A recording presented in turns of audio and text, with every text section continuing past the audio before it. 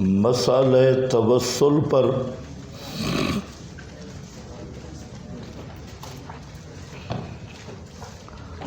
آپ حضرات کے سامنے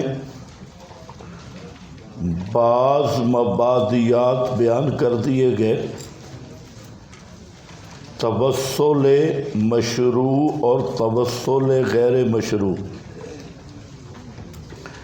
پھر توسل مشروع کی اقسام میں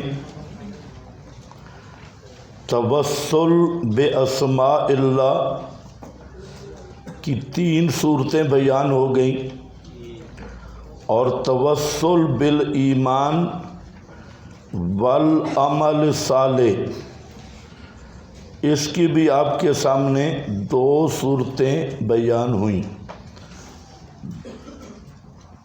ایمان عمل صالح کے بعد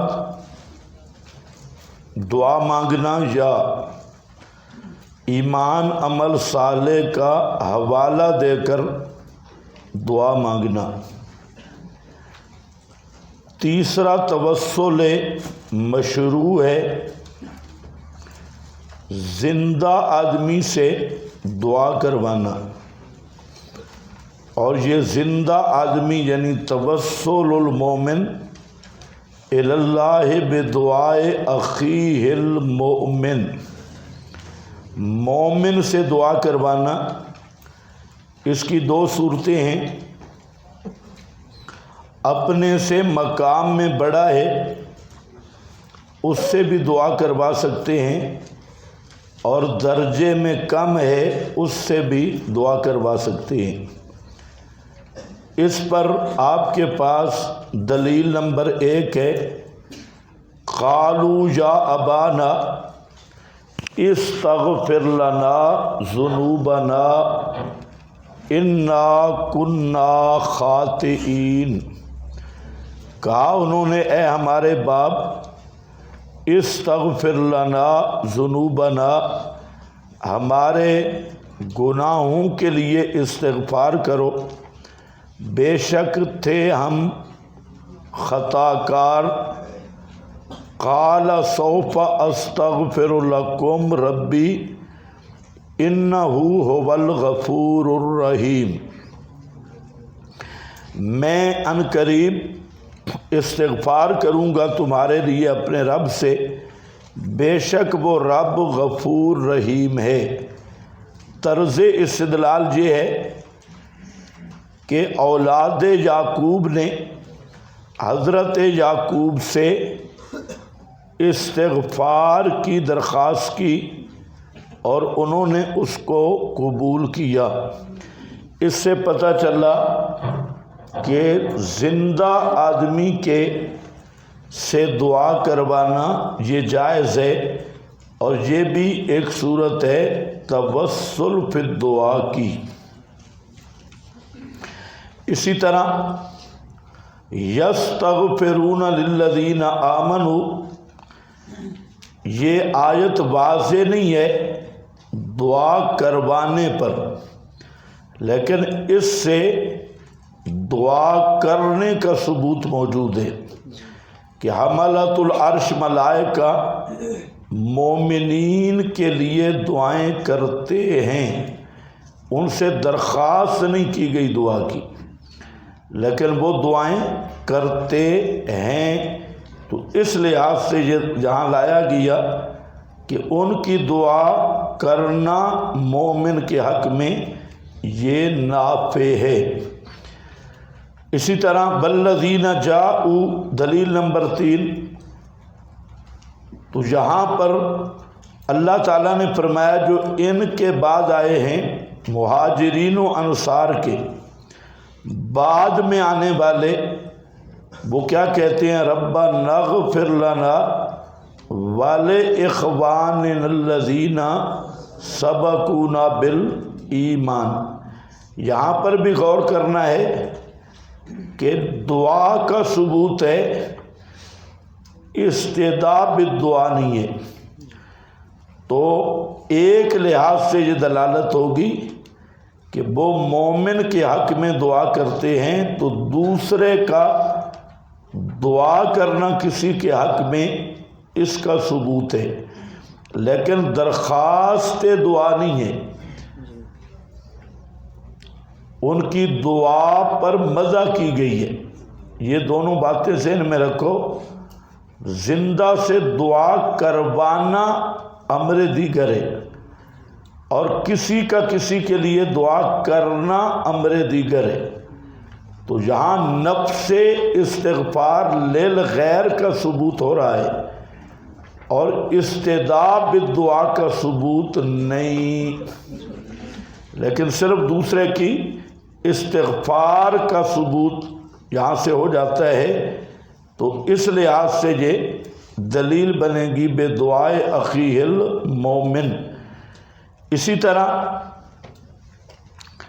یہ اگلی حدیث ذرا غور سے دیکھیں کہ اذا سمعت المؤذن فقولوا مثل ما یقول، جب تم مؤذن کو سنو تو تم بھی اسی طرح کہو جیسے مؤذن نے کہا، یعنی وہی کلمات، مثل ما یقول المؤذن۔ تو اذان کا جواب کیسے ہوگا؟ کلمات مؤذن کو دہرایا جائے گا۔ یہاں صرف اتنی اجازت ہے کہ اگر وہ حی علی الفلاح حی علی الصلاح یہ کہتا ہے تو لا حول ولا قوت الا باللہ یہ کہہ سکتے ہو۔ باقی جہاں اذان کی کچھ بدعات بریلویوں کی ہیں، کچھ دیوبندیوں کی، تو دیوبندیوں کی یہ ہے کہ یہ اذان سن کے درود پڑھتے ہیں، بریلوی انگوٹھے چومتے ہیں، تو یہ بدعت ہے۔ اذان سن کے درود نہیں پڑھنا، اذان سن کے مؤذن کو جواب دینا ہے۔ اور جواب کیسے ہوگا؟ بولو جلدی، فقولوا مثل ما یقول المؤذن، جو مؤذن کہہ رہا ہے۔ تو مؤذن درود پڑھتا ہے، تو مثل ما یقول المؤذن، تو یہ جو آپ کا نام سن کر صرف درود پڑھتے ہیں یہ بھی بدعت ہے، انگوٹھے چومتے ہیں یہ بھی بدعت۔ دوران اذان ویسے درود پڑھنا ثابت ہے، اذان کے کلمات کا جواب ہوگا انہی کلمات کے ساتھ۔ خیر آگے ثم صلو علیہ، اس کی بات آئے گی رد البدعات میں۔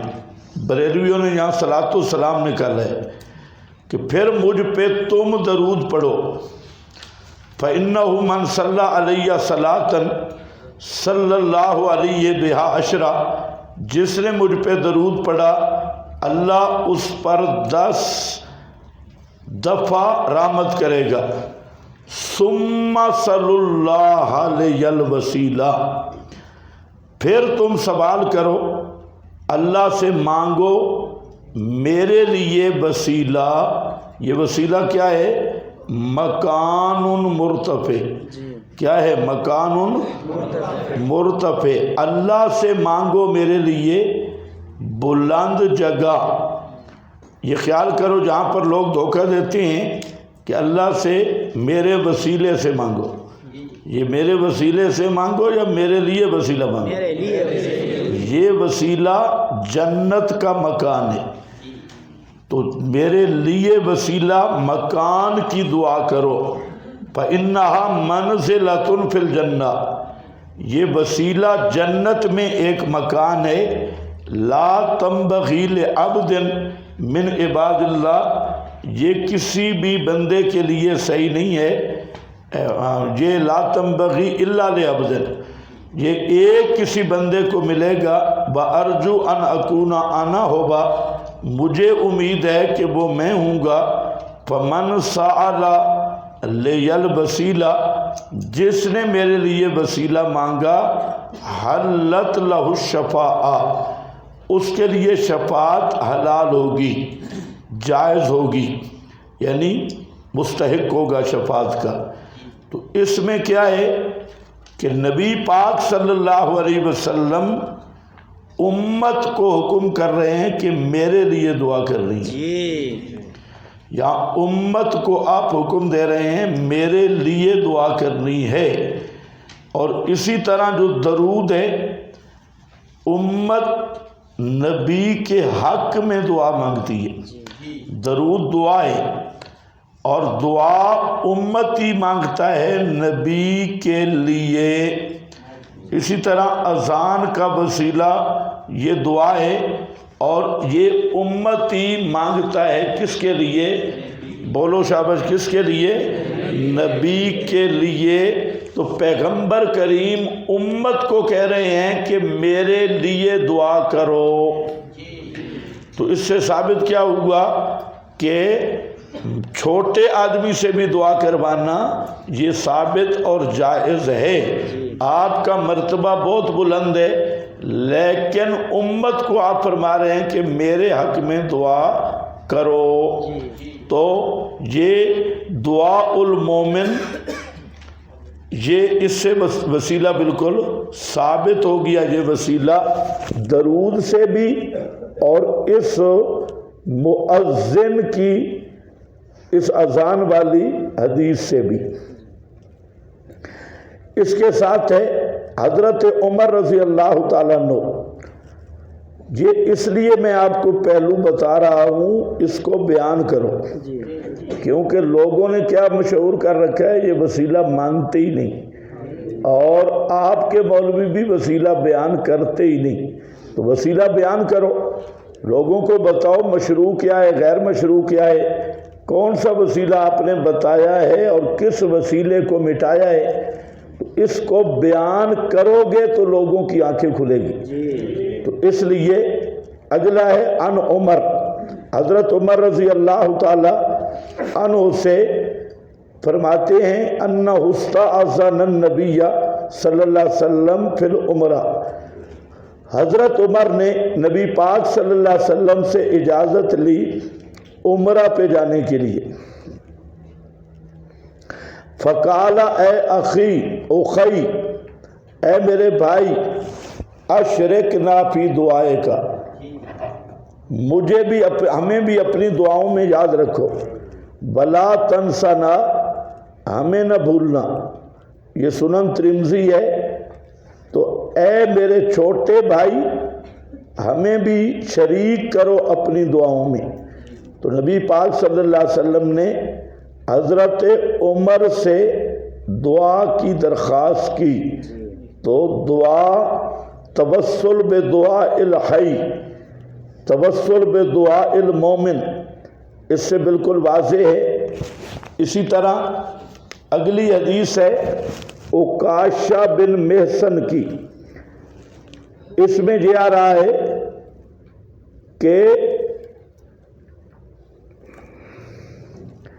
لمبی حدیث ہے کہ آپ نے فرمایا 70,000 آدمی میری امت کا بغیر حساب کتاب کے جنت میں جائے گا، ان سے کوئی حساب نہیں ہوگا۔ اور آپ یہ فرما کے تشریف لے گئے، صحابہ کرام میں گفتگو ہوئی کہ یہ کون لوگ ہوں گے۔ تو آپ واپس آئے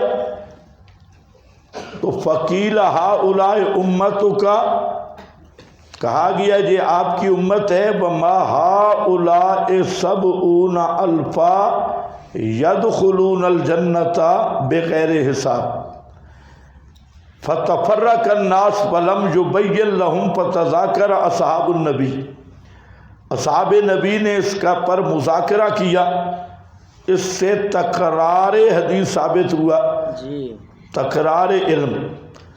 فقالوا اما نحن فولدنا فی الشرک، ہم شرک میں پیدا ہوئے، ولکننا آمنا باللہ ورسولہ، لیکن ہم اللہ پر ایمان لائے، اس کے رسول پر ایمان لائے، ولکن ہؤلاء ہم ابناؤنا، تو یہ ہم تو نہیں ہو سکتے کیونکہ ہماری زندگی کا ایک حصہ شرک میں گزرا ہے، تو اس سے مراد ہمارے بیٹے ہوں گے۔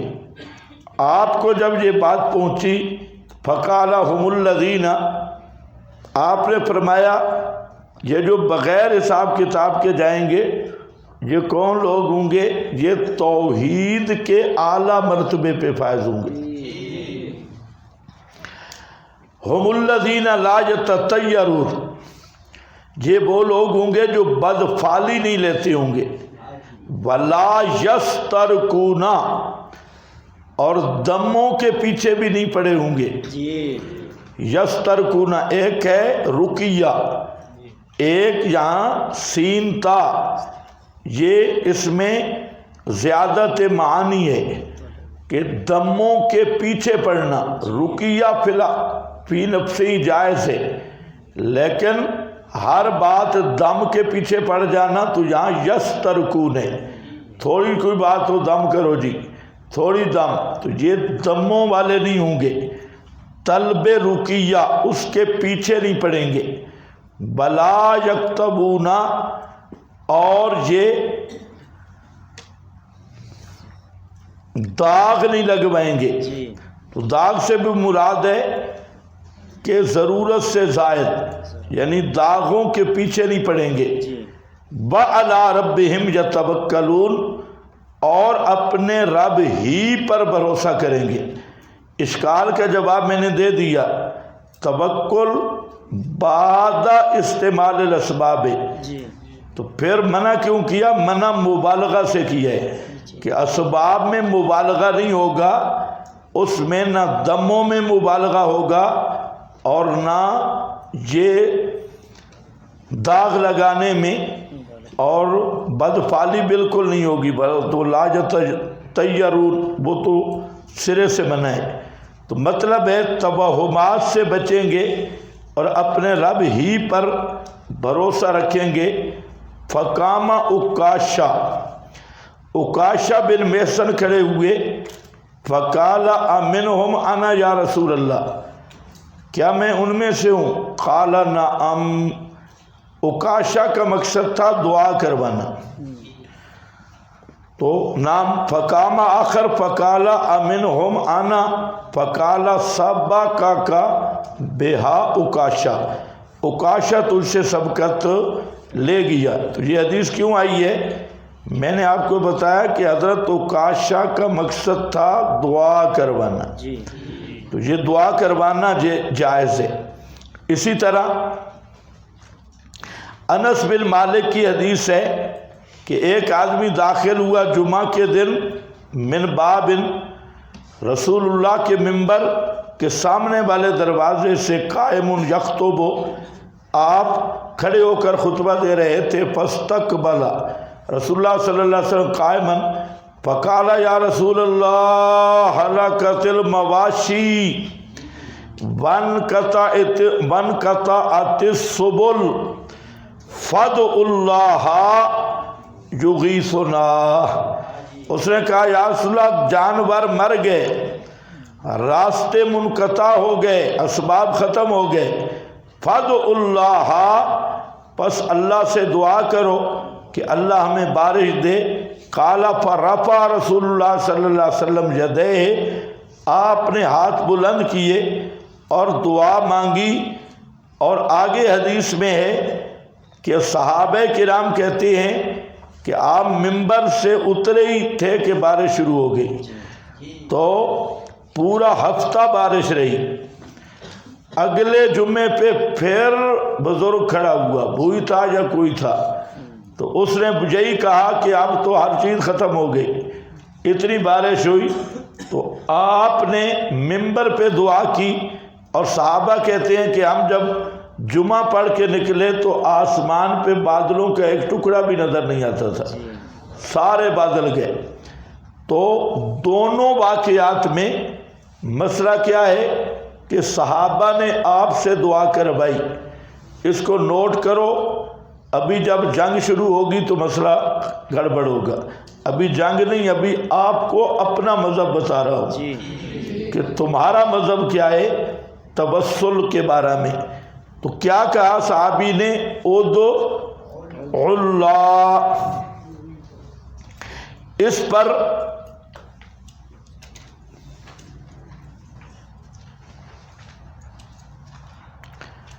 اس پر اور بھی بہت ساری احادیث ہیں جس میں صحابہ نے آپ سے دعا کروائی. یہ حدیث نمبر 7 اس میں بھی یہی آ رہا ہے. ان ابی الزبیر ان صفوان وہو ابن عبداللہ بن صفوان وکانت تحتہ الدرداء قال قدمت الشام. میں شام آیا فاتیت ابا الدرداء، حضرت دردہ سے ملا اس کے گھر میں. فلم اجد ہو، بس میں نے نہ پایا ان کو، یعنی ملنا چاہیا لیکن نہ پایا. وجدت ام الدرداء، پایا میں نے ام درداء کو. فقالت اتريد الحج العام، کیا اس سال آپ حج پہ جائیں گے؟ فقلت نعم. قالت فادع اللہ لنا بخیر، تو اس نے کہا کہ ہمارے لیے بھی دعا کرنا خیریت کی. فإن النبی صلی اللہ علیہ وسلم کان یقول، آپ صلی اللہ علیہ وسلم فرماتے تھے دعوت المرء المسلم لأخیہ بظاہر الغیب مستجابۃ. مسلمان آدمی جب مسلمان کے لیے دعا کرتا ہے بظاہر الغیب، اس کی پیٹھ یعنی وہ سامنے نہیں ہوتا، عند راسہ ملک مؤکل، تو اس داعی کے سر کے پاس فرشتہ ہوتا ہے. جب بھی وہ دعا کرتا ہے اپنے بھائی کے لیے تو فرشتہ مؤکل کہتا ہے آمین بالا کبھی مثلن، تیرے لیے بھی اسی طرح. اس طرح کے واقعات کتب حدیث میں درجنوں آپ کو ملیں گے. حضرت ابو ہریرہ نے نبی پاک سے والدہ کی دعا کروائی تھی.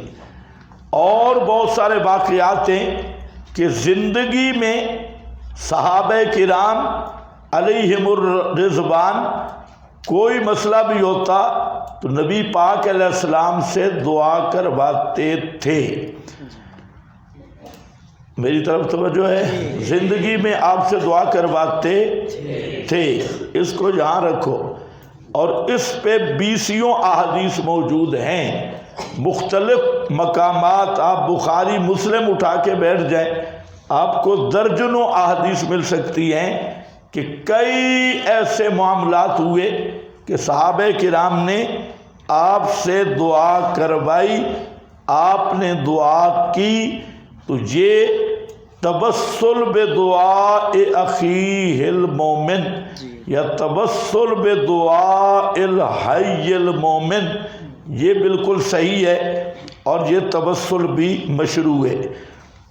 یہ 3 طریقے آگے. اب اس کے بعد ہے تبسل ممنوع. تبسل ممنوع، اب مسئلہ مابین النزاع شروع ہو گیا. یہ جو پہلی قسمیں ہیں اس کو آپ نے بیان کرنا ہے کہ تبسل مشروع کیا ہے. ہم تبسل مشروع مانتے ہیں. یہ جو لوگ کہہ رہے ہیں نا یہ وسیلہ کے منکر ہیں تو یہ جھوٹ بول رہے ہیں. ہم وسیلہ مشروع کے قائل ہیں اور غیر مشروع کے قائل نہیں ہیں. اس لیے جب مشروع بیان کرو گے تو یہ پراپاگنڈا ختم ہوگا. ورنہ سب سے زیادہ اس مسئلے میں جو مجھے خلط مبس ہوتا ہے وہ یہی ہوتا ہے کہ ہمارا فریق مخالف یہی چیزیں پیش کر کے پھر ثابت کرتا ہے دیکھو جی یہ وسیلہ پیش کیا کہ نہیں کیا، نبی سے دعا کروائی کہ نہیں کروائی، فلاں سے دعا کروائی کہ نہیں کروائی، اللہ براہ راست نہیں سنتا، فلاں نہیں سنتا. اس سے جائز ہے تو اس سے بھی جائز ہے. تو بس یہ بنیاد ہے. تو پہلی بات یہ ہے کہ تبسل مشروع یہ وہی ہے جو پیغمبر کریم نے تعلیم دی ہے اور یہ وسیلہ بتلایا. اب ہے تبسل غیر مشروع اور تبسل ممنوع. اس میں پہلی قسم ہے دعاء الاموات.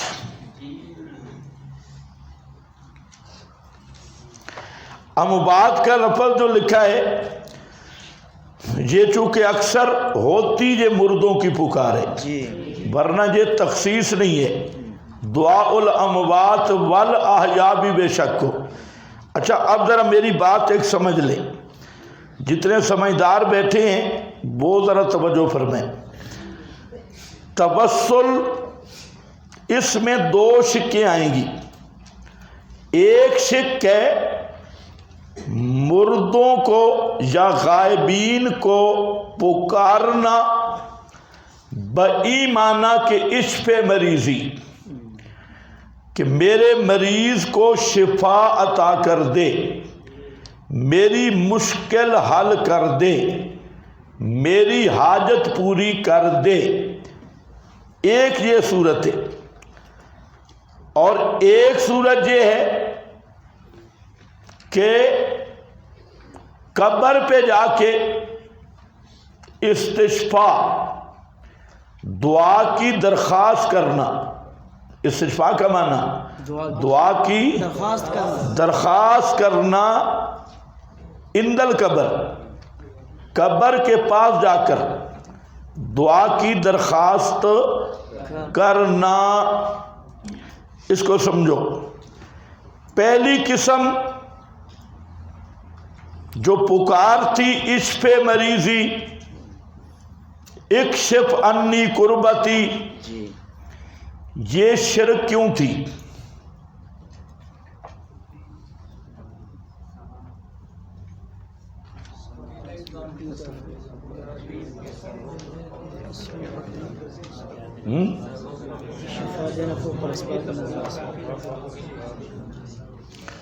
یہ بات میں نے آپ کو سمجھا نہیں، اس پہ غور کرو۔ یہ بالاتفاق شرک ہے، لیکن کیوں شرک ہے؟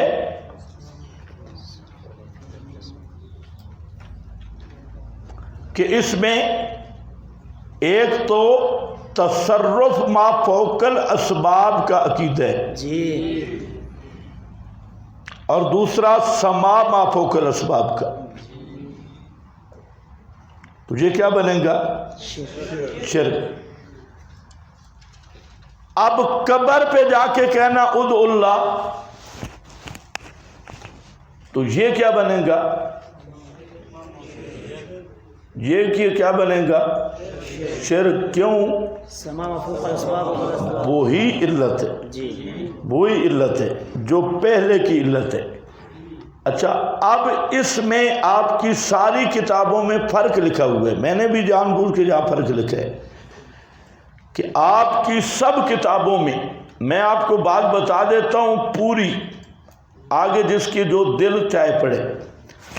آپ کی سب کتب میں دیوبندی حضرات بھی، اشاعتی حضرات بھی، اور سب حضرات کی کتابوں میں ایک مسئلہ لکھا ہے کہ جو پہلی قسم ہے یہ کہنا عشق مریضی، اکشف قربتی، کہ اے بابا میری مشکل حل کر اور میرے مریض کو شفا دے، تو یہ کہتے ہیں یہ شرک ہے۔ لیکن جو دوسری صورت ہے کہ قبر پہ جا کے کہنا ادعو اللہ اشفع لنا، کہتے ہیں یہ شرک نہیں ہے۔ یہ کیا ہے؟ شرک؟ بولو، یہ شرک نہیں ہے۔ پہلی صورت کیا ہے؟ شرک ہے۔ دوسری صورت جو ہے تو ہمارے اشاعتی اکابر نے لکھا کہ یہ بدعت ہے۔ دوسری صورت بدعت ہے اور پہلی صورت کیا ہے؟ شرک ہے۔ لیکن گزارش یہ ہے کہ پہلی صورت شرک کیوں ہے، اس کو متعین کرو، کیوں شرک ہے۔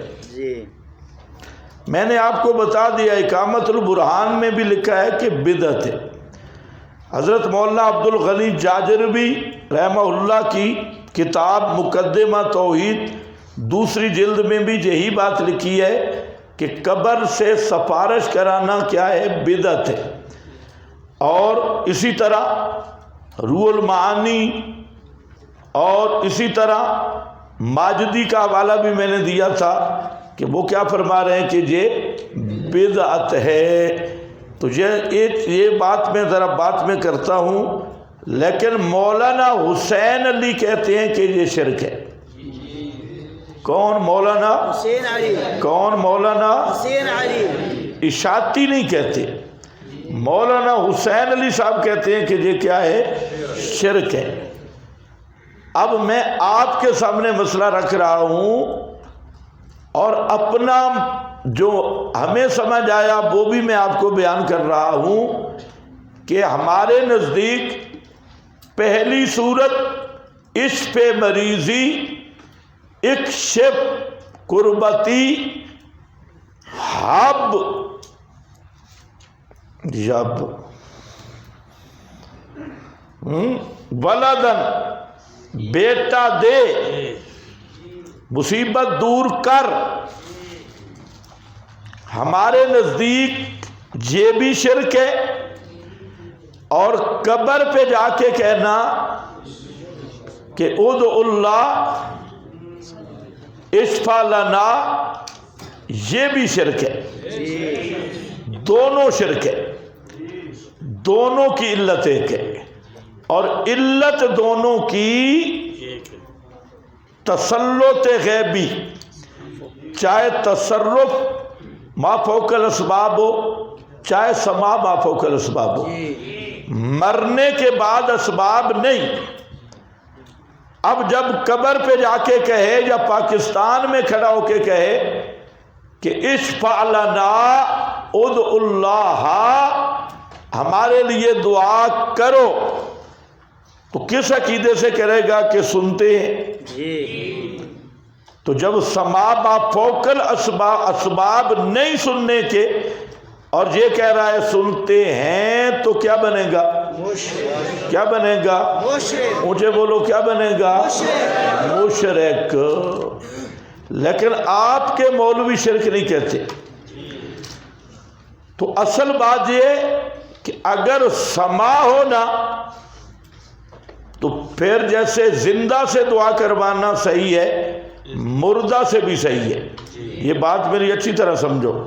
آپ زندہ بیٹھے ہیں، آپ سن رہے ہیں، میں آپ کو کہتا ہوں میرے لیے دعا کرو، تو یہ بدعت کیسے بنا؟ یہ تو ابھی میں دلیل دے آ رہا ہوں زندہ سے دعا کرنے کی. تو پھر تمہارے جو اشاعت والے کہتے ہیں یہ بدعت ہے، تو ہمارا سوال ہے کیوں بدعت ہے؟ اگر سنتے ہیں تو کوئی بدعت نہیں، اور اگر سما عادی نہیں تو پھر بدعت نہیں، شرک ہے. کیونکہ کس عقیدے سے پکارے گا؟ سما والے عقیدے سے پکارے گا. تو سما والے عقیدے سے پکارنا کیا بنے گا؟ شرک بنے گا. اور تم کھڑے ہو درمیان میں، نہ شرک ہے نہ جائز ہے، بدعت ہے. تمہارا جو یہ قول ہے یہ نہ کسی کی عقل میں آ سکتا ہے نہ فہم میں آ سکتا ہے. یا بالکل جائز کہو اگر سما ہے تو، اگر سما نہیں تو پھر کیا ہوگا؟ اونچا بولو، کیا ہوگا؟ کیوں؟ علت وہی ہے تسلط غیبی. علت وہی ہے تسلط غیبی، کیونکہ موت سے اسباب ختم ہو گئے. جب موت سے اسباب ہی گئے، اب مردے کی قبر پہ کھڑا ہو یا پاکستان میں کھڑا ہو، اب مردے کی قبر پہ کھڑا ہو یا ہندوستان میں کھڑا ہو، امریکہ میں کھڑا ہو، اسباب یہاں بھی نہیں، اسباب وہاں بھی نہیں. تو یہاں سے سننے کا قائل ہو تب بھی مشرک ہے، اور مدینہ منورہ کی قبر کے اوپر کھڑے ہو کے قائل ہو تب بھی مشرک ہے. نہ وہاں اسباب ہے نہ یہاں اسباب ہے. تو اس لیے دونوں صورتیں ہمارے نزدیک ایک جیسی ہیں. اگر یوں کہے اس پہ اکشف حبلی، مجھے ہبہ کر دے اولاد، میری مشکل حل کر، اور میرے بیٹا دے دے، لے ککڑ دے پتر، یہ کہے یہ بھی مشرک ہے. چاہے قبر پہ کہے یا دور کہے، کیونکہ اس نے تسلط غیبی مانا ہے۔ اور اگر یہ کہے چاہے پاکستان چاہے مدینہ منورہ کہ یا رسول اللہ اشفع لنا ادع اللہ لنا، یہ وہاں کہے تب بھی مشرک ہے، یہاں کہے تب بھی مشرک ہے۔ اور اس کا ریزن اور بنیاد تسلط غیبی کا عقیدہ ہے، اور صوفی سویا ہوا ہے۔ تسلط غیبی کا عقیدہ ہے، چاہے وہ سما ما فوق الاسباب ہو یا تصرف ما فوق الاسباب ہو۔ سما ما فوق الاسباب یہ بھی شرک ہے، تصرف ما فوق الاسباب یہ بھی شرک ہے۔ تو اس لیے دونوں صورتیں ایک ہیں۔ تو اب دونوں کے دلائل بھی ایک ہیں، اور دونوں پر دلائل ہمارے ہیں۔ مسئلہ دعا، مسئلہ دعا پہ جتنے آپ نے دلائل پڑھے ہیں وہ سب ان دونوں صورتوں کی نفی پر وہی دلائل ہوں گے جو مسئلہ دعا پکار کے دلائل ہیں۔ بس یہ آپ کو عنوان مل گیا۔ اب یہ بہت سارے دلائل ہیں جو قرآن کے اندر آپ پڑھ رہے ہیں، آئندہ پڑھیں گے، جہاں صرف اشارات ہیں۔ تو فرمایا دیکھو پہلی صورت کیا ہے؟ دعاء الاموات، یعنی کسی نبی ولی پیر فقیر کی قبر پر یا دور سے کھڑے ہو کر پکارنا اور یوں کہنا یا سیدی فلاں اشف مریضی اکشف انی قربتی۔ حکم یہ شرک جلی ہے، بعض شرک ہے۔ دلیل قل انما ادعو ربی ولا اشرک بہ، جہاں کیا آنا چاہیے تھا؟ انما ادعو ربی ولا ادعو غیرہ، ولا ادعو غیرہ۔ انما کلمہ حسر ہے، میں اپنی مشکلات میں پکارتا ہوں صرف اپنے رب کو، اور اس ادعو کے مقابل کیا لایا گیا؟ بلا اشرک بہ احدا۔ تو جہاں قرآن نے غیر اللہ کی پکار کو شرک سے خود تعبیر کیا، اسی طرح رات کے سبق میں گزرا ہے لا تکونن من المشرکین، آگے بلا تدعو یعنی مت پکار اللہ کے سوا کسی کو۔ تو وہ آیت بھی دلیل ہے کہ یہ شرک ہے۔ اسی طرح دلیل نمبر 2 بلکہ 3 والذین تدعون من دونہ ما یملکون من قطمیر ان تدعوہم لا یسمعوا دعاءکم، وہ تمہاری پکاریں نہیں سنتے۔ تو سفارش بھی دعا نہیں ہے، سفارشیں ہوں تب، ہاں، اور اوپر اکشف انی قربتی، اس پہ مریضی، جو بھی کہو وہ مریض کو دور کرنا تو دور کی بات، کھجور کے پردے پر بھی ان کا تصرف نہیں ہے، اور تمہاری سنتے بھی نہیں ہیں۔ آخر میں آ رہا ہے بَيَوْمَ الْقِيَامَةِ يَكْفُرُونَ بِشِرْكِكُمْ۔ اور دلیل نمبر 4 لہو دعوت الحق، لام اختصاص کا ہے، لہو کی تقدیم حصر کے لیے ہے۔ دعوت الحق کا معنی اللائق بالدعا، اللائق بالدعا معنی آیت کا یہ ہے کہ پکار کے لائق ہونا اللہ ہی کا خاصہ ہے، پکار کے لائق ہونا اللہ ہی کا خاصہ ہے۔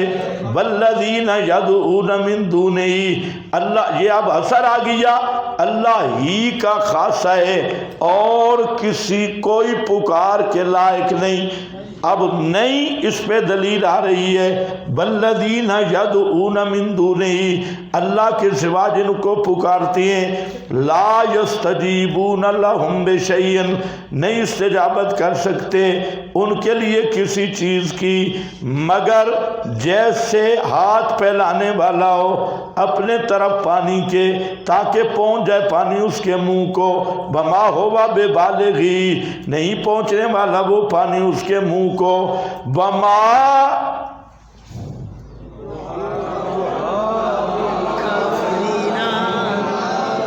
وما دعاء الکافرین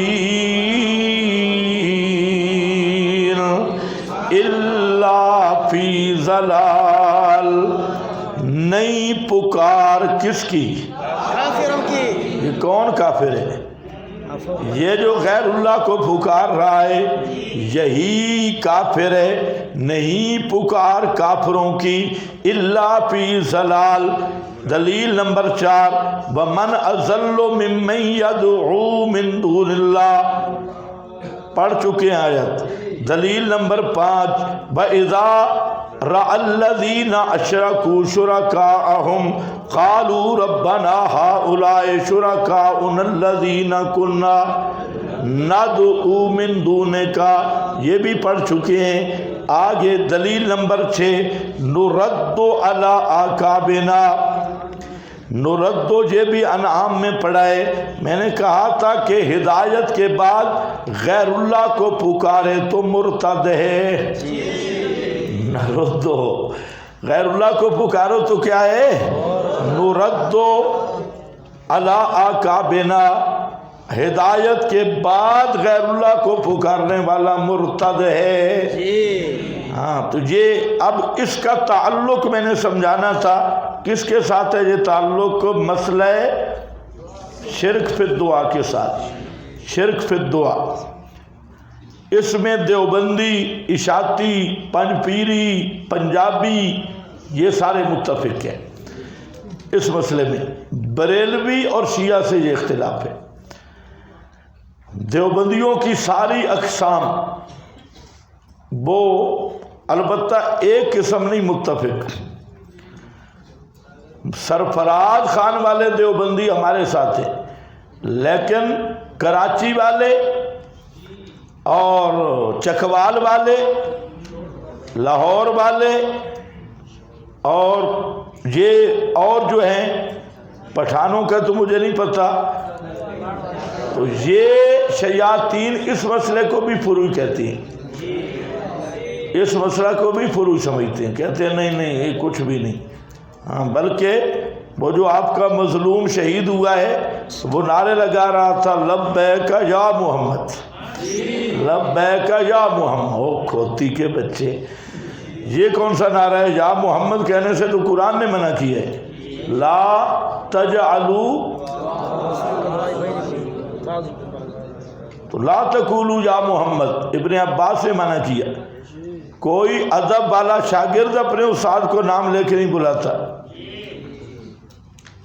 کوئی ادب والا بیٹا باپ کا نام لے کے نہیں بلاتا، اور یہ یا محمد یا محمد، ہو پاگل کے بچے۔ اچھا پکارا جا رہا ہے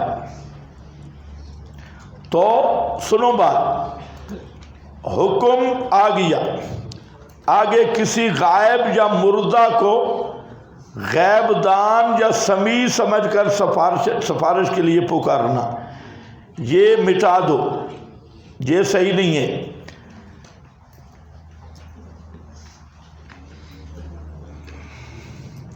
یہ نیچے والی عبارت اوپر لے ہو، کسی نبی ولی یا پیر فقیر کی قبر پر یوں کہنا یا سیدی فلاں ادعو اللہ لی، کہ اے فلاں آپ میرے لیے دعا کریں، میرے لیے دعا۔ یہ جو درمیان والی بات ہے نا یہ سمجھانے کے لیے لکھی ہے، یہ اصل میں وہی اوپر والی بات ہے، یہ جو اوپر والی بات ہے۔ اور بھائی پہلی بات جو ہے دعا الاموات، تو نیچے میں کیا فرق ہے؟ کسی غائب یا مردہ کو غیب دان یا سمیع سمجھ کر سفارش کے لیے پکارنا، تو یہ اصل یہ اور نیچے والی بات کسی نبی ولی یا پیر فقیر کی قبر پہ جو کہنا یا سیدی، تو یہی تو سفارش کے لیے پکارنا ہے نا، یا سیدی فلاں، یہ ایک ہی عنوان ہے، یہ الگ الگ عنوان نہیں ہے، یہ یاد رکھنا۔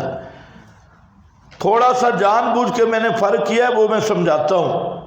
فرق اس لیے کیا کہ آپ کے مولوی حضرات کہتے ہیں کہ اگر دور سے پکارتا ہے، کیا دور سے، تو شرک ہے، لیکن اگر قریب سے پکارتا ہے تو پھر شرک نہیں ہے۔ قبر کے قریب سے اگر کہتے ہیں ادعو اللہ تو شرک نہیں، دور سے کہتا ہے تو شرک ہے۔ یہ کون کہتے ہیں؟ تمہارے بزرگ، شرک ہے۔ تو میں آپ کو بتا رہا ہوں، اگر میری گزارش آپ سمجھ رہے ہیں کہ یہ قریب اور دور کا فرق کرنا غیر و صحیح، وجہ یہ ہے کہ دور ہو تب بھی فوق الاسباب ہے، قریب ہو تب بھی فوق الاسباب ہے۔ تو جب دور قریب دونوں فوق الاسباب ہیں تو پھر یہ فرق کیا جاتا ہے۔ آپ کی کتابوں میں بھی یہ فرق لکھا ہوا ہے کہ اگر دور سے پکارتا ہے تو پھر وہ علم غیب کو متضمن ہے، اس لیے یہاں لکھا ہے مردے کو غیب دان سمجھ کے، یا کیا ہے سمیع سمجھ کے سفارش کے لیے پکارتا ہے۔ تو میں کہتا ہوں کہ یہی بات جو ادعو اللہ میں آئی ہے قریب والی، تیسری صورت آپ کے پاس کیا لکھی ہے؟ میری طرف ایسے دیکھ رہے ہیں جیسے گھنگرو ہو، تو آپ کو سمجھ نہیں آ رہی؟ کیا چیز نہیں سمجھ آ رہی؟ میں یہ کہہ رہا ہوں کہ دوسری صورت جو آپ کے پاس لکھی ہے اور تیسری، ہمارے نزدیک دونوں ایک ہیں۔ آپ کے بزرگوں نے ایک فرق کیا ہوا ہے، اور وہ فرق یہ کرتے ہیں کہ مردہ یا غائب کو غیب دان یا سمیع سمجھ کے سفارش کروانا یہ تو شرک ہے، لیکن مردہ کی قبر کے پاس جا کے ادعو اللہ کہنا یہ شرک نہیں ہے۔ یہ آپ کے بزرگوں نے فرق کیا ہے اور یہاں پر بھی وہی فرق لکھا ہے، لیکن میں یہ کہہ رہا ہوں کہ وجہ کیا ہے؟ وجہ ایک ہی ہے، دور سے پکارے تب بھی اسباب نہیں ہے، اور مردہ کو قریب سے کہے تب بھی اسباب نہیں ہے، پاکستان سے پکارے تب بھی اسباب نہیں ہے، روضہ اقدس پہ جا کے پکارے تب بھی اسباب نہیں ہے، یہاں سے بھی کہے ادعو اللہ یا ہؤلاء شفاؤنا وہ بھی مشرک ہے، اور وہاں کھڑے ہو کے کہے وہ بھی مشرک ہے۔ میں یہ کہہ رہا ہوں، اگر آپ کو سمجھ آ گئی، اور آپ کے بزرگوں نے دونوں کا فرق کیا ہوا ہے کہ یہاں کھڑے ہو کے پکارے تو پھر علم غیب کی وجہ سے کافر ہے، اور سمیع ہونے کی وجہ سے کافر ہے کہ دور سے سننا اللہ کی صفت ہے۔ میرا خیال ہے ابھی تو آپ کو یہ مسئلہ آ گیا ہوگا بھی دور سے سننا اللہ کی صفت۔ ہاں، تو یہ بات جو ہے یہ ہماری کتابوں میں غلط لکھی ہے، ہمارے بڑے بڑے بزرگوں نے بھی لکھی ہے، لیکن بالکل صحیح نہیں، بالکل نہیں صحیح۔ اس کی میں وجہ بھی بیان کروں گا کہ یہ مسئلہ کیوں صحیح نہیں۔ تو اب یہ دیکھیں کہ یہ جو عنوان ہے نا ادعو اللہ والا، اللہ سے دعا کرواؤ، تو یہ دلائل جتنے ہیں حکم اس کا شرک جلی ہے، تو آپ عبارت دونوں کو ملا لیں یا درمیان میں ڈال لیں۔ اوپر کیا لکھا ہے کہ کسی غائب یا مردہ کو غیب دان یا سمیع سمجھ کے پکارے،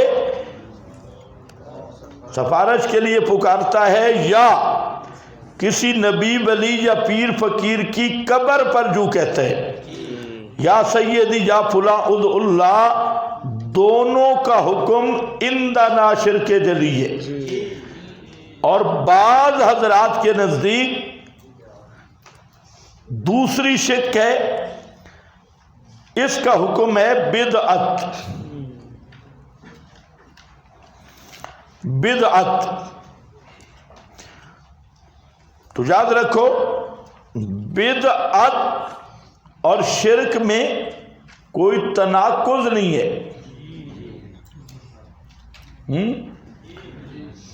شرک بدعت بھی ہو سکتا ہے، بدعت شرک بھی ہو سکتی ہے، بدعت اعتقادی ہے نا، تو بدعت کہنے سے شرک کی نفی نہیں ہوگی، جی بدعت کہنے سے شرک کی نفی نہیں ہوگی، عنوان بدلے گا۔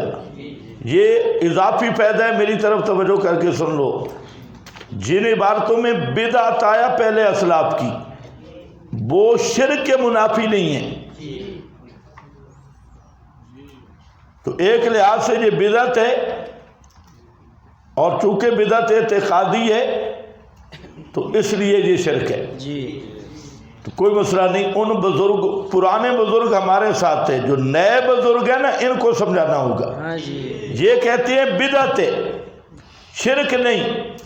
ہم کہتے ہیں کہ جو آپ عبارتیں پیش کر رہے ہیں بدعت ہے، شرک نہیں، تو شرک اور بدعت میں کون سا منافات ہے؟ غیر اللہ کے لیے حاضر ناظر ماننا عقیدہ بدعیہ بھی ہے، شرکیہ بھی ہے۔ غیر اللہ کے جمیع ما کان ما یکون کا عالم ماننا بدعت بھی ہے، شرک بھی ہے۔ غیر اللہ کو متصرف ما فوق الاسباب ماننا بدعت بھی ہے، شرک بھی ہے۔ جی اسی طرح غیر اللہ کے لیے عادتاً سما ماننا شرک بھی ہے، بدعت بھی ہے۔ کیا سمجھے ہو؟ یہ ایک صورت ہے۔ اس پر دلائل یہی ہے، کل لا یعلم من۔ اب آپ سے سوال ہوگا کہ یہ غیب نہیں بنتا قبر کے قریب، ہاں جی کیا دلیل ہے آپ کے پاس کہ قبر کے قریب غیب ہے یا حاضر ہے؟ غیب کی تعریف کیا پڑھی ہے؟ ما غاب عن الحواس، مردے کے حواس ہیں، تو مردے کے جب حواس نہیں اور قبر کے اوپر کی کارروائی جان رہا ہے، یہ غیب ہے یا حاضر ہے؟ یہ غیب ہے۔ تو ما غاب عن الحواس، جو مردے میں عادتاً سما مر رہا ہے، یہ مردے کو غیب دان بھی مر رہا ہے، کیونکہ بغیر اسباب کے سننا جاننا اسی کا نام غیب ہے نا بھائی۔ علم غیب کی تعریف میں یہی میں نے پڑھایا تھا آپ کو، حوالے آپ کے پاس موجود ہیں۔ تو جب مردہ میں اسباب نہیں اور یہ کہہ رہا ہے مردہ جانتا ہے ہماری پکار ادعو اللہ والی، تو اس نے مردے کو کیا سمجھا ہے؟ غیب دان۔ اس لیے یہ ہم آیت پڑھیں گے کل لا یعلم والی، یہ بھی پڑھیں گے۔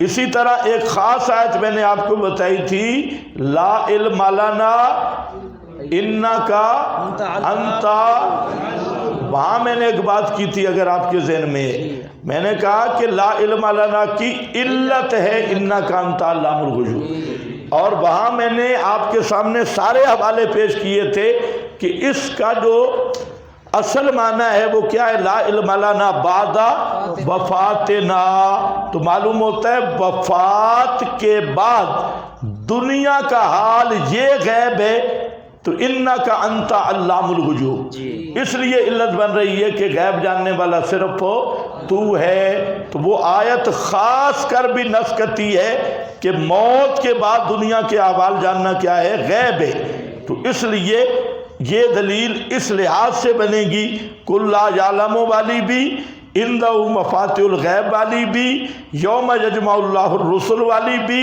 ان کننا عن عبادتکم لغافلین والے بھی، وہم عن دعائہم غافلون والی بھی، ان ربی لسمیع الدعا والی بھی، ان اللہ لسمیع علیم والی بھی، لیس کمثلہ شیء وہو السمیع البصیر والی بھی۔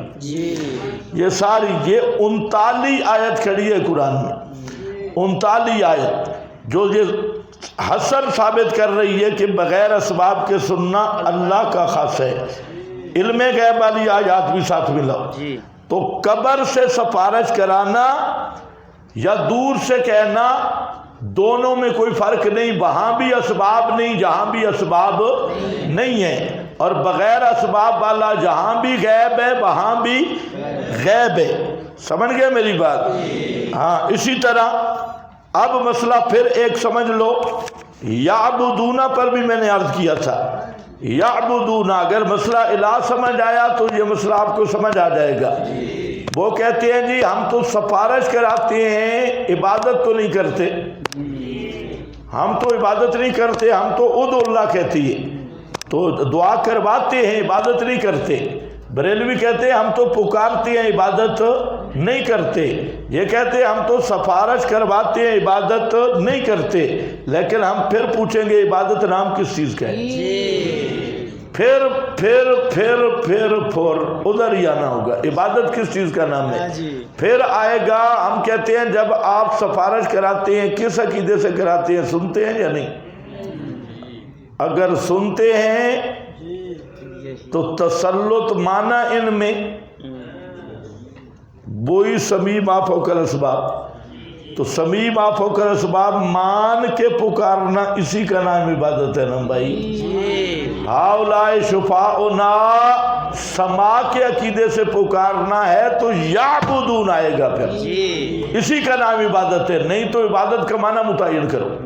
تو پھر مڑ کر یہی بات آئے گی، اور یعبدون والی بھی ما نعبدہم الا لیقربونا الی اللہ زلفی قل للہ الشفاعۃ جمیعا۔ یہ کیوں آیا ہے؟ یہ ایک نیا عنوان آپ کو دیا۔ ایک تو غیب دانی والی، علم غیب والی آتے آئیں گی، آپ سمجھ گئے کس بنیاد پہ آئیں گی؟ کہ علم غیب علم ما فوق الاسباب کو کہتی ہے۔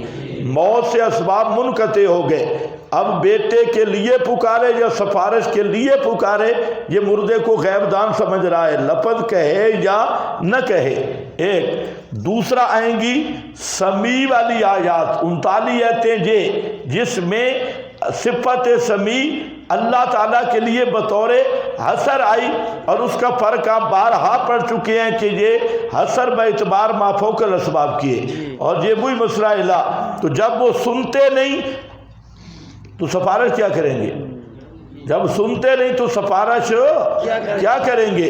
اور اگر سما مان کے ان کو سفارش کے لیے پکارتا ہے تو پھر یہ مکہ کے مشرکوں کی طرح مشرک ہے۔ ہاؤلائے شفاؤنا عند اللہ۔ تیسری بات میں نے کہی کہ وہ بہانہ بنائیں گے جہاں یعبدون آیا، تو آپ نے کیا کہنا ہے؟ عبادت کا معنی کر، عبادت ہے یہی اعتقاد، عبارت عن الاعتقاد بأن للمعبود سلطہ غیبیہ میں یہی علم سما بصر ما فوق الاسباب ہے۔ تو جب اس عقیدے سے تم پکار رہے ہو تو تم انہیں کیا مان رہے ہو؟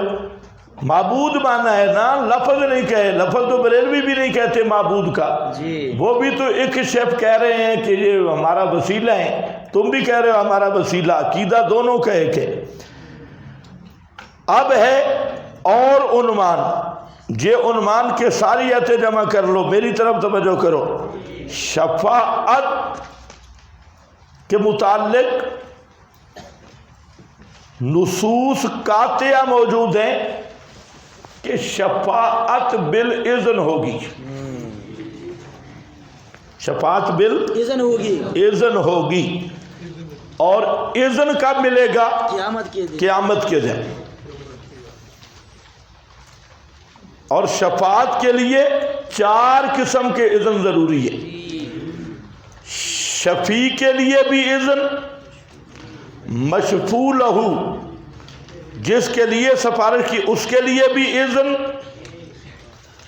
اور وقت شفاعت جب ملے گا، اور مقدار شفاعت جتنا ملے گا۔ یہ نہیں کہ طالب علموں کو اجازت دو بھائی چلو ایک چلا جا تو 4 اور کو بھی اٹھا کے لے جاتے ہیں، اس طرح نہیں ہوگا۔ شفیع کے لیے بھی اذن، مشفوع لہو کے لیے بھی اذن، وقت شفاعت جب اللہ اجازت دے گا، اور جتنی اجازت دے گا، اور یہ کب دے گا؟ قیامت کے دن۔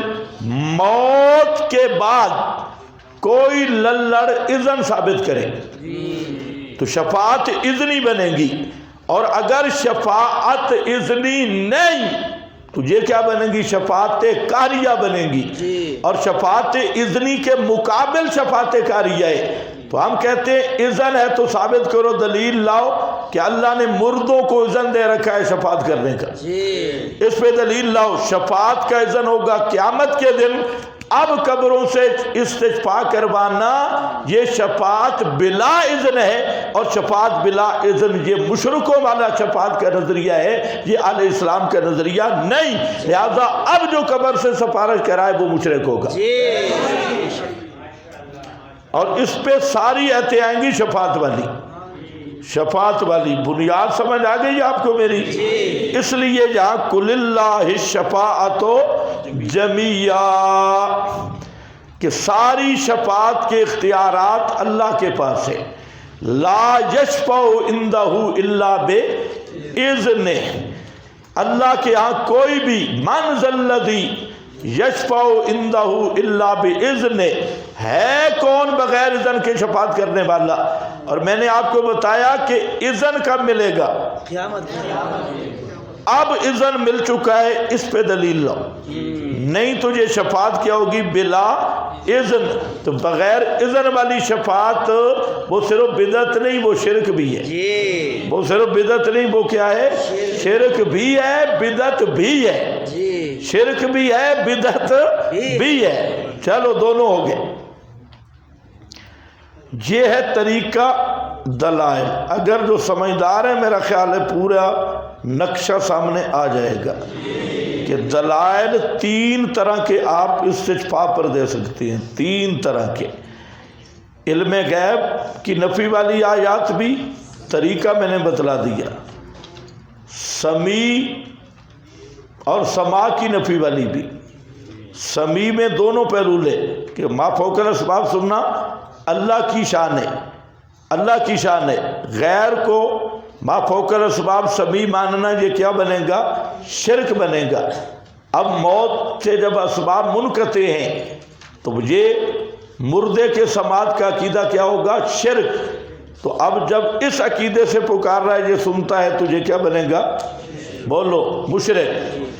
اور پھر اسی میں عدم سماع والی ساری آیات آئیں گی۔ اچھا، عدم سماع پہ میں بات کروں گا۔ عدم سماع میں آگے پھر کئی قسم کی آ جاتے، ان میں جو علت پہ حکم لگا ہے نا، انک لا تسمع الموتى، موت علت ہے نہ سننے کی، تو 100 کے قریب آیت کھڑی ہے قرآن میں جہاں یہ بتایا گیا کہ قیامت تک مرنے والا کیا ہوگا؟ الموتى۔ تو جہاں علت ہوگی وہاں حکم ہوگا۔ تو جو الموتى ہونے کی دلیل ہے وہ عدم سماع کی بھی دلیل ہے، جو مردہ ہونے کی دلیل ہے وہ عدم سماع کی بھی دلیل ہے، کیونکہ عدم سماع کی علت کیا ہے؟ موت۔ نہ سننے کی علت کیا ہے؟ ضابطہ کیا ہے کہ انک لا تسمع الموتى، مشتق پہ حکم لگے، اور مشتق پہ حکم لگے مادہ اشتقاق اس کی علت ہوتا ہے، مختصر وغیرہ میں پڑھا، اور اس پر ہمارے پاس حوالے بھی موجود ہیں۔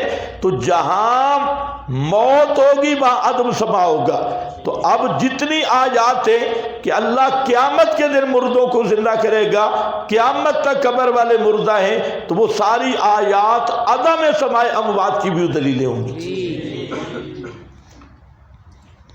سمجھ گئے؟ پھر اگلا عنوان آئے گا کیا؟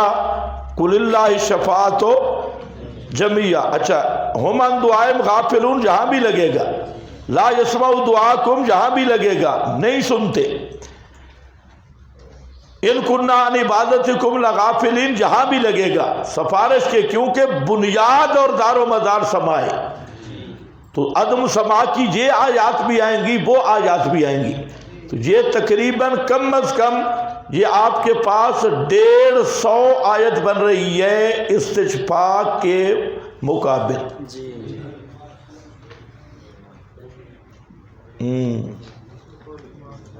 سمجھ گئے میری بات؟ پھر یہ ایتیں الگ ہوں گی، قل اللہ الشفاعۃ جمیعا۔ مسئلہ شفاعت والی بھی ساری جمع کرو کہ شفاعت اذنی ہونی ہے، بغیر اذن کے شفاعت نہیں ہے۔ اذن قیامت کو ہوگا، اب مرنے کے بعد اذن ثابت کرو، نہیں تجھے شفاعت ہوگی بغیر اذن کے، تو پھر بھی مشرک ہو۔ بچ نہیں سکتے بچوں، جتنے بچوں، ہم نے بڑی کوشش کی ہے لڑڑوں کو بچانے کی، لیکن یہ ہے ہی بدبخت مشرک۔ ہاں بھائی، اب ذرا آگے چلو، بزرگ کیا فرماتے ہیں؟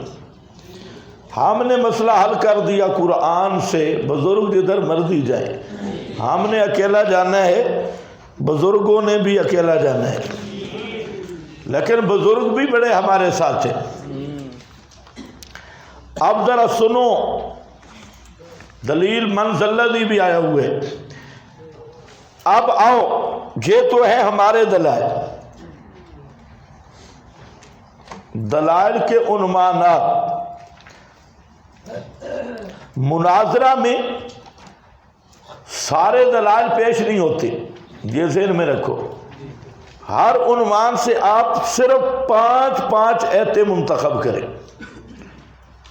25 تک آ جا، اور دوسرے کو پابند کریں کہ آیت پیش کر، آیت خود آیتیں پڑھے، اس کو پابند کرے۔ 150 آیت پڑھنے کی ضرورت نہیں ہے، آیت پڑھو اور ٹکا کے پڑھو، استدلال کرو بہترین۔ تو 20-25 آیات آپ سامنے رکھ لیں منتخب کر کے، اور اسی پہ ان کو ساتھ ساتھ پڑھتے جائیں اور مطالبہ کرتے جائیں، اس کا جواب دیں۔ تو اور مقابل پیش کر، قرآن پیش کر، قرآن پاک۔ تو اب قرآن میں ذرا میری طرف پہلے توجہ رکھنی ہے، جو لکھا ہے یہ نہیں دیکھنا، یہ بعد میں دیکھنا ہے۔ قرآن پاک سے صرف ایک آیت کہ کسی نبی نے کسی نبی کی قبر سے استشفاء کی ہو۔ قرآن پاک میں انبیاء کی دعائیں موجود ہیں، میری طرف توجہ رہے۔ قرآن پاک میں انبیاء کی دعوات اور دعائیں موجود ہیں، حضرت یونس کی موجود ہے، حضرت ایوب کی موجود ہے، حضرت نوح کی موجود ہے، حضرت زکریا کی موجود ہے، حضرت آدم کی موجود ہے، نبی پاک صلی اللہ علیہ وسلم کی موجود ہے۔ تو پوری للوڑیت کو آپ چیلنج کر کے کہیں کہ قرآن کریم سے صرف ایک آیت جس میں ہم یہ پیش کریں گے کہ تمام انبیاء نے حاجات کے وقت کس کو پکارا ہے؟ صرف اللہ کو۔ آپ صرف ایک آیت پیش کر دیں کہ کسی پیغمبر نے کسی حاجت، بیماری یا مشکل میں کسی دوسرے نبی کی قبر پہ جا کے سفارش کروائی ہو۔ 30 پاروں والا قرآن اس سے خالی ہے، کہیں بھی موجود نہیں۔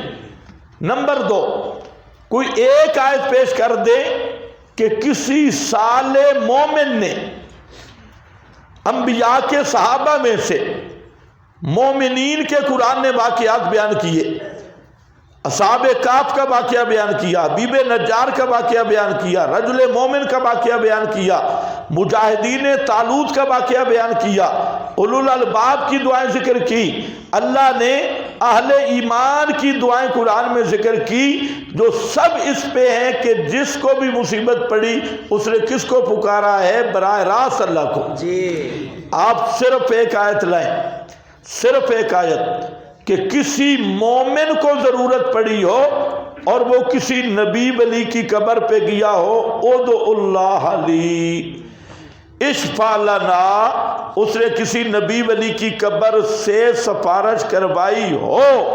30 پارے والے قرآن میں ایک آیت بھی موجود نہیں۔ اب آؤ، 5 ہمارے اعلان ہیں، 5 اعلان خمسہ اور 2 بو اور 5 اور 7 اعلان ہیں۔ ان 7 اعلانوں میں سے کوئی ایک اعلان کوئی غالی للڑ بے ایمان کسی ایک چیلنج کا جواب دے دے تو ایک ایک اعلان کے جواب میں ہم 1 کروڑ روپیہ انعام دیں گے۔ 7 کروڑ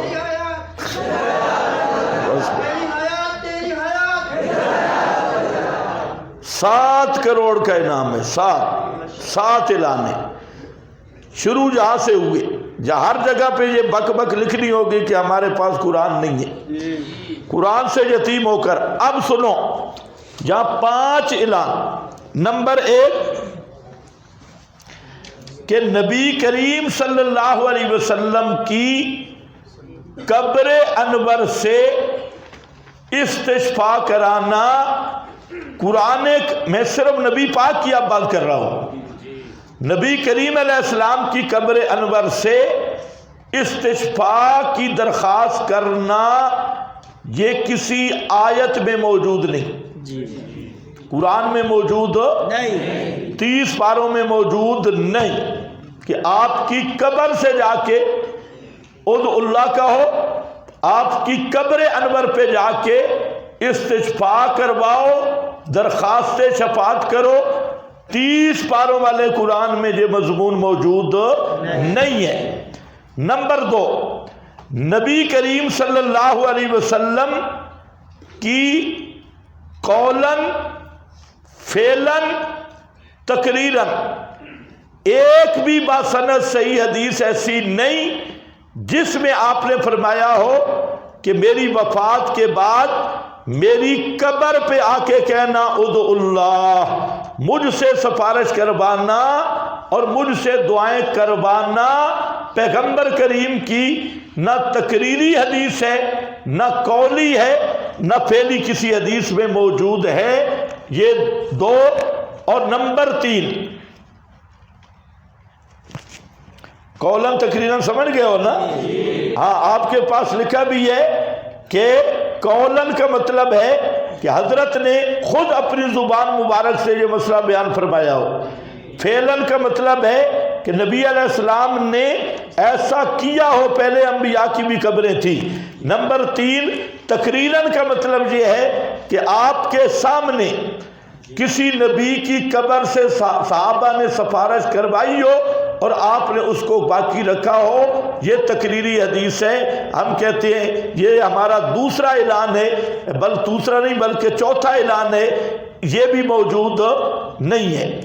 اس کے بعد آگے ذرا سنو، یہ مسئلہ کسی ایک صحابی سے بھی بسند صحیح ثابت نہیں۔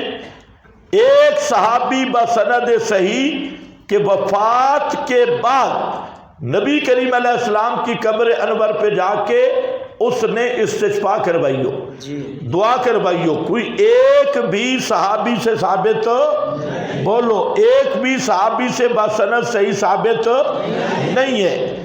کتنے ہو گئے؟ 4۔ نمبر 5، یہ مسئلہ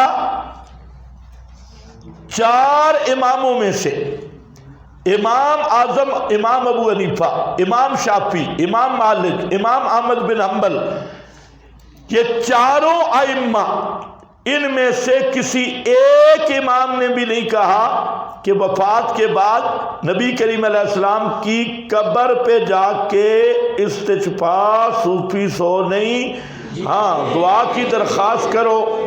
4 اماموں میں سے کسی ایک امام کا قول بھی نہیں، صحابی کا قول بھی نہیں، ہاں تابعی کا قول بھی نہیں، اور 4 اماموں میں سے کسی امام کا قول بھی نہیں ہے کہ انہوں نے فرمایا ہو کہ قبر انور پہ جا کے انہوں نے سلام کا طریقہ بتائے، قبر پہ جا کے سلام کیسے کرنا ہے۔ لیکن 4 اماموں میں سے ایک امام بھی ایسا نہیں جس نے کہا ہو کہ آپ کی قبر پہ جا کر ادعو اللہ کہو، بلکہ امام ابو حنیفہ رحمۃ اللہ علیہ، چاروں امام متفق ہیں کہ قبر پہ جب جائیں گے تو 3 امام چاروں اس پہ متفق ہیں کہ دعا کرتے وقت نبی کی قبر کی طرف منہ بھی نہیں کرنا، دعا کرتے وقت پیغمبر کی قبر کی طرف منہ بھی نہیں کرنا، قبر بلکہ کس کی طرف کرنا ہے؟ کعبۃ اللہ، کعبۃ اللہ۔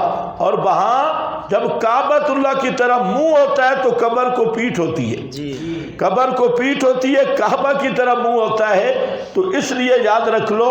اور سلام کے بارے میں اختلاف ہے، 3 امام کہتے ہیں کہ سلام کرتے وقت رخ قبر انور کی طرف ہو، امام ابو حنیفہ فرماتے ہیں کہ سلام کے وقت بھی کعبہ کی طرف منہ ہوگا، قبر کی طرف منہ نہیں ہوگا۔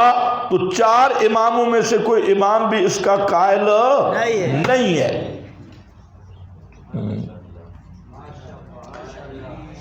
ان میں سے کوئی ایک مطالبہ پہ پورا کر دے تو 1 کروڑ روپیہ انعام وصول کر لیں.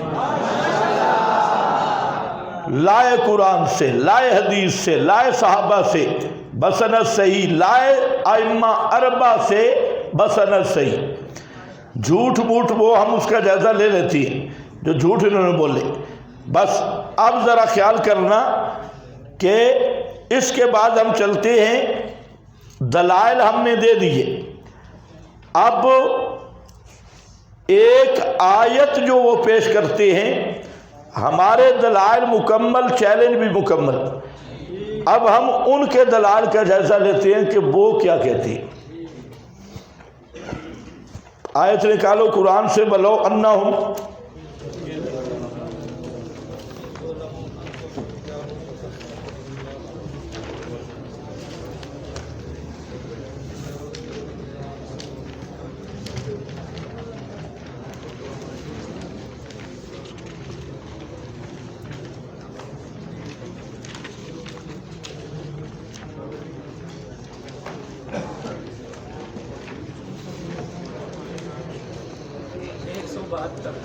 ایک 172 بھائی.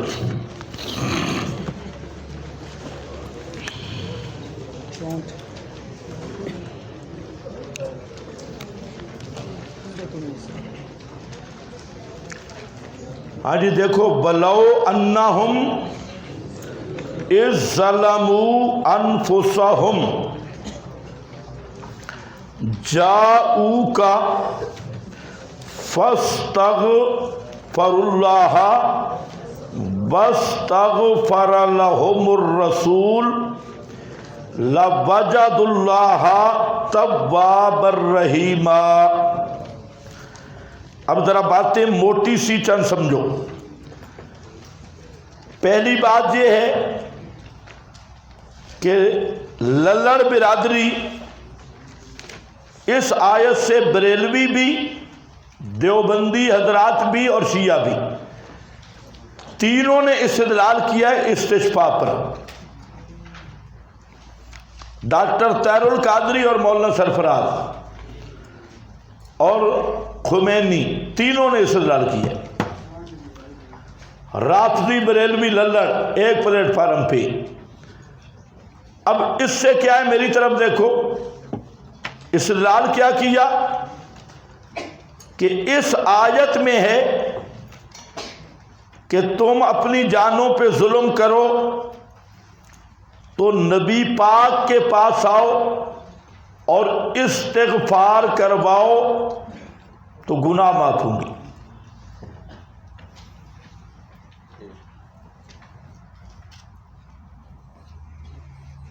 ایک. اور اگلی بات یہ ہے کہ یہ جو حکم ہے جاؤ کا، یہ اب بھی باقی ہے. جاؤ کا جیسے زندگی میں آپ سے استغفار کرانا صحیح تھا، اسی طرح جاؤ کا اب بھی حکم باقی ہے. لہذا اب بھی آپ کی قبر پر استغفار کروانا یہ جائز ہے. تو آپ نے کس دلیل سے جاؤ کا کو زندگی کے ساتھ خاص کی ہے؟ زندگی کے ساتھ. یہی بات شفیع صاحب نے بھی لکھی ہے، معارف القرآن والے بزرگ. اور ساتھ ایک جھوٹ بھی حضرت نے لکھا ہے، حضرت علی کی موضوع روایت. جب بزرگ پٹری سے اترتے ہیں تو بالکل ہی اتر جاتی ہیں. تو اس لیے یہاں مفتی شفیع صاحب نے بھی بلندر کی ہے بہت بڑا، اور وہاں روایت علی اور بالکل موضوع من گھڑت روایت مفتی صاحب یہاں لکھ بیٹھے. چلو بہرحال تو طریقہ استدلال یہ ہے. اب توجہ میری طرف، آیت کو سمجھو. ہم کہتے ہیں سب سے پہلے تو یہ طے کریں کہ اس آیت میں درخواست استغفار کس لفظ کا معنی ہے.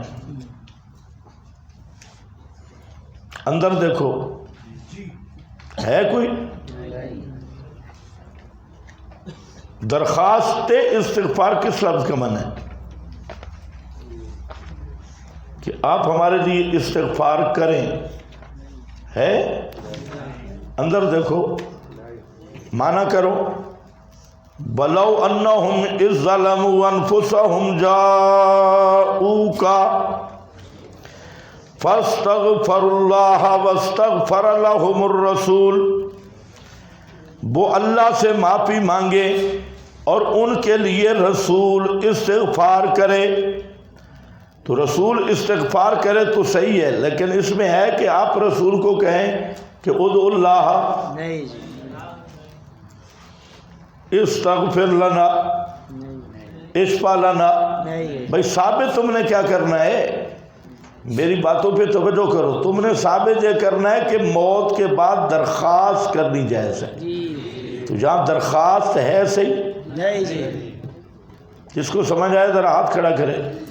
ہاں مشکل ہے، کیونکہ پہلے مواد سارا ڈیلیٹ کرو نا، تمہیں سمجھ اس لیے نہیں آتی کہ تمہارے ذہن میں پرانی باتیں ہوتی ہیں اور تمہاری باتیں بالکل کچی، اور اس میں جب پکی ملتے اس کو بھی خراب کر دیتے ہو، تو پہلے ذرا خالی ہو ذہن ہو۔ تو میں عرض یہ کر رہا ہوں کہ یہاں درخواست کرنے کا کس آیت میں معنی کوئی بھی نہیں، اس میں جو ہے وہ آئیں آپ کے پاس اور کیا کریں، وہ خود اللہ سے استغفار کریں، رسول ان کے لیے استغفار کریں، جی، اور ما بن نزاع کیا ہے کہ مردے کو یہ کہنا ادعو اللہ، جی، یہ کہاں ہے؟ میری طرف توجہ ہے، میری طرف۔ حملۃ العرش آپ کے لیے استغفار کر رہے ہیں یا نہیں کر رہے؟ کر رہے جی، اور اگر آپ ان کو کہیں کہ ہمارے لیے سفارش کرو تو کیا بنو گے؟ مشرک، بالکل مشرک ہو۔ جی، ان کو کہو ہمارے لیے سفارش کرو تو کیا بنو گے؟ مشرک، کیوں؟ وہی، وہ غیب دان نہیں ہے، جی، غیب دان نہیں ہے کہ تمہاری پکاریں سنیں، اگر جبریل کو بھی پکارو تو مشرک ہو، جی، حملۃ العرش ملائکہ کو بھی پکارا تو کیا ہوگے؟ مشرک، توجہ میری طرف رہے، لیکن وہ تمہارے لیے استغفار کر رہے ہیں، تو میں نے اسی لیے وہاں اشارہ کیا تھا کہ ان کا استغفار کرنا ہے، ہماری درخواست نہیں ہے۔ تو جہاں تو رسول ان کے لیے استغفار کرے تو جھگڑا کس میں ہے کہ ہم رسول کی خدمت میں کہہ سکتے ہیں کہ ہمارے لیے سفارش کرو؟ یہ تو آیت میں ہے ہی نہیں جو ما بن نزاع ہے۔ جی، کس صوفی کو سمجھ نہیں آیا؟ ایک آدھ کو سمجھ گئے میری بات؟ جی، اچھی طرح سمجھو بھائی، فرشتے ہمارے لیے استغفار کرتے ہیں نہیں کرتے؟ کرتے ہیں جی، انہیں درخواست کر سکتے ہیں؟ نہیں جی، تو اگر رسول امت کے لیے استغفار کرے یہ امر دیگر ہے، بات یہ نہیں چل رہی، بات یہ چل رہی ہے کہ ہم آپ کو درخواست کر سکتے ہیں یا نہیں، اور ہم درخواست اس لیے نہیں کر سکتے کہ اسباب نہیں، جیسے فرشتے ہمارے لیے استغفار کر رہے ہیں، ہم اگر یہاں فرشتوں کے سما کا عقیدہ رکھ کے پکاریں تو مشرک ہیں، اسی طرح اگر بالفرض نبی ہمارے لیے آپ بھی استغفار کر رہے ہوں یہ دیگر بات ہے، لیکن ہم اگر پکاریں گے تو اسی طرح مشرک ہوں گے کیونکہ اسباب نہیں ہیں۔ جی، تو استغفار کرنا اور بات ہے، درخواست استغفار اور بات ہے۔ ثابت انہوں نے کیا کرنا تھا؟ درخواست، ما بن نزاع تھا ادعو اللہ، تو وہ اس آیت میں موجود ہی نہیں ہے، تو استدلال کیسا؟ دوسرا یہ ہے کہ بلو انہم اذ ظلموا،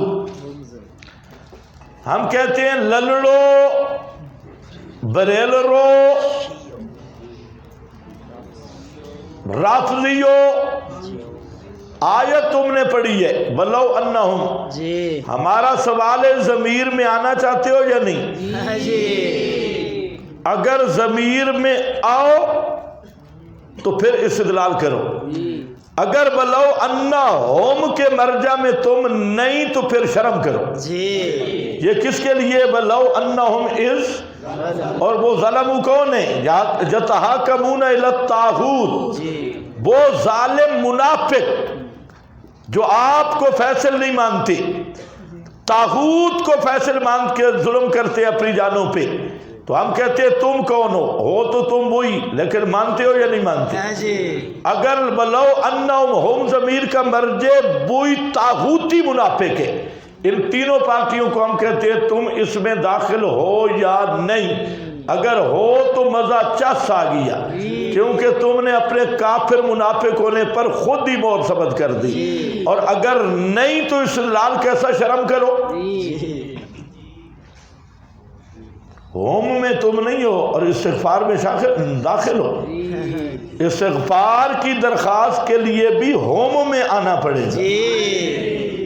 تو ہوم میں آئے تو کٹر منصوص منافق ہوں گے اور ظالم ہوں گے، اذ ظلموا انفسہم۔